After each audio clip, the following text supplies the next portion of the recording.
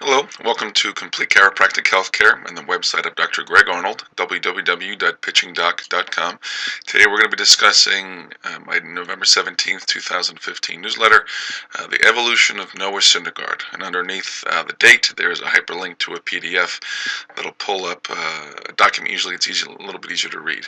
So, in case you didn't already know, I am a Met fan, and it was a fun postseason going to the World Series, and I was actually able to go to Game 3, which was a lot of fun. And yes, it was disappointing on how the season ended, but what wasn't disappointing was how Syndergaard pitched the second half of the year. And obviously this is Syndergaard, and this is actually me at the World Series. I have a Syndergaard jersey with the words Thor on the back because that is his nickname among Met fans. So what are we talking about with Syndergaard? Well, earlier in the year, the Wall Street Journal did a spotlight on Syndergaard on how he had been working on learning a changeup to complement his 100-mile-an-hour fastball. And I actually did a newsletter on this that you can find April 2nd, 2004 on my website, which I titled The Pitch Part 3.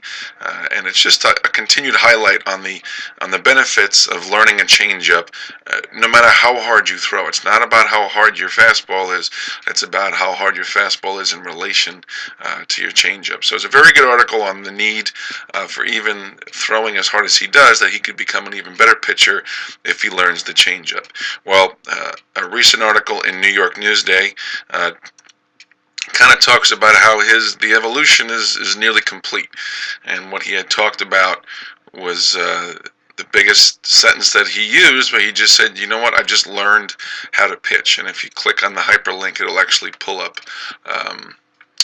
the Newsday article, which is right here on Newsday.com.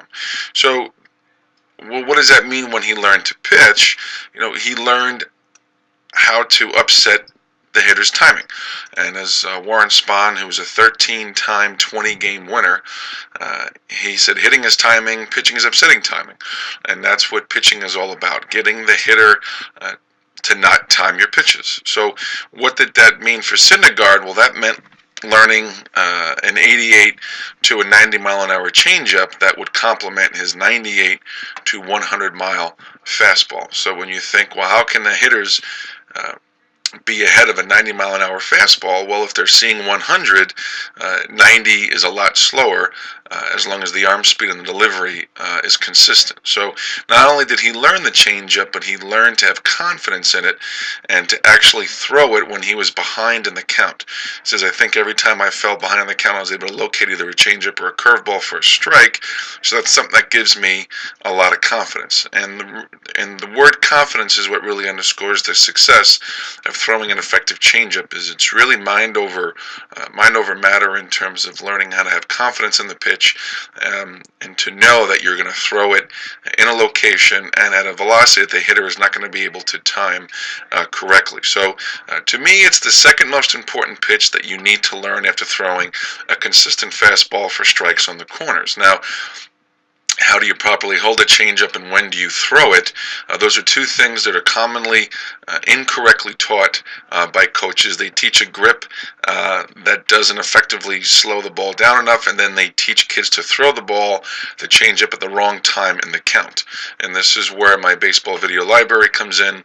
You go to my website and you can click on the baseball video library at the top link, and it'll pull this up, and you can come down and watch a 1-minute video on the library that gives a highlight of what we talk about. And one of the presentations in the library is about the changeup, how to hold it and when to throw it. And I have diagrams on the proper grip, and why it works and why it's better than the usual grip that coaches are teaching. And you can see where the changeup presentation is right here in the library. So if you want to subscribe to the library, you just go a little further down here and you can click on this link, and it'll take you to a PayPal checkout page on the website to go ahead and subscribe. It's only $20 for the year. The information you get is well worth that. So again, hope this makes sense, and that even the hardest throwers in baseball become even better when they learn how to throw a proper changeup, which then makes their fastball even faster and disrupts the hitter's timing.